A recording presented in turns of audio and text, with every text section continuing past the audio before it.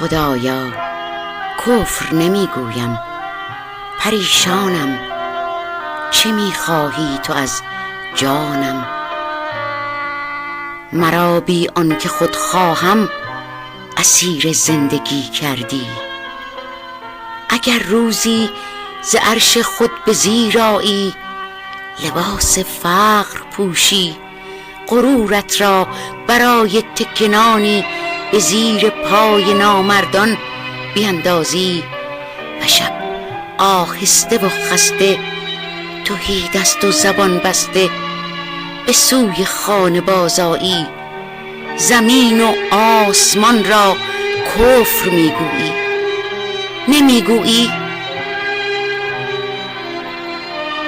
خداوندا اگر روزی بشر گردی، ز حال بندگانت با خبر گردی، پشیمان میشوی از قصه خلقت، از این بودن، از این بدعت.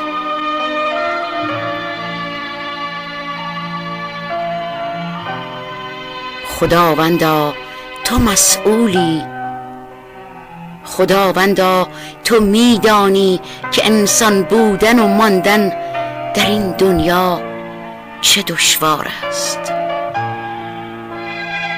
چه رنجی میکشد آن کس که انسان است و از احساس سرشار است.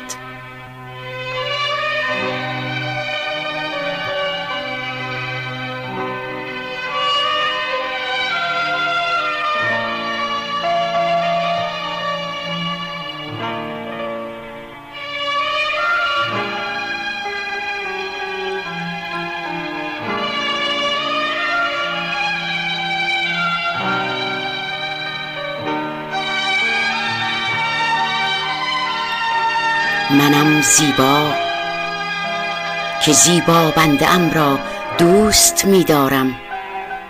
تو بگشا گوش دل، پروردگارت با تو میگوید تو را در بیکران دنیای تنهایان رهایت من نخواهم کرد.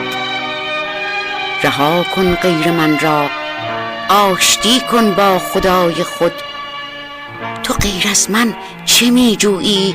تو با هر کس به غیر از من چه میگویی؟ تو راه بندگی طی کن عزیز من، خدایی خوب میدانم. تو دعوت کن مرا با خود به اشکی، یا خدایی میهمانم کن که من چشمان اشک‌آلوده‌ات را دوست میدارم. طلب کن خالق خود را، بجو ما را، تو خواهی یافت که عاشق میشوی بر ما و عاشق میشوم بر تو، که وصل عاشق و معشوق هم آهسته میگویم خدایی عالمی دارد.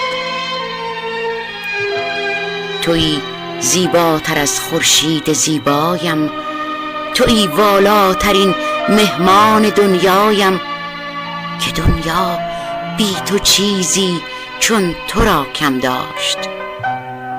وقتی تو را من آفریدم بر خودم احسنت می گفتم.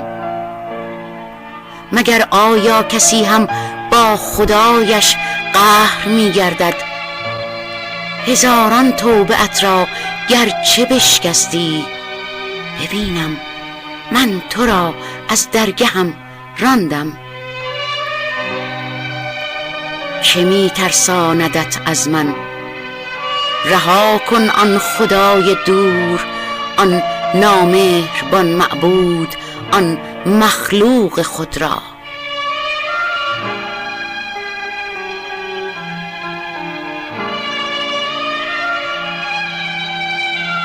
این منم، پروردگار مهربانت، خالقت. اینک صدایم کن مرا با قطره اشکی.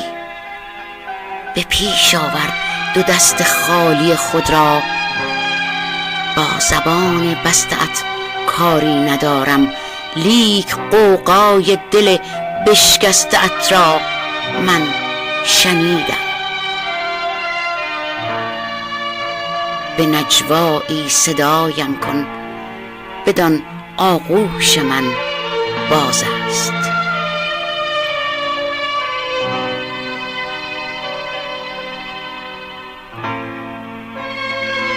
قسم بر عاشقان پاک با ایمان، قسم بر اسب‌های خسته در میدان، تو را در بهترین اوقات آوردم.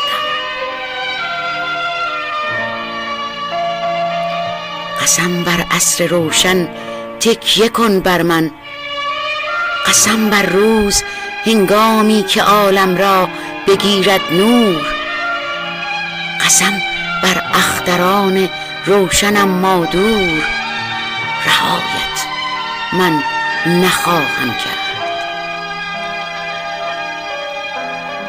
برای درک آغوشم شروع کن یک قدم با تو، تمام گام‌های مانده‌اش با من. تو بگشا گوش دل، پروردگارت با تو میگوید، تو را در بیکران دنیای تنهایان رهایت من نخواهم کرد.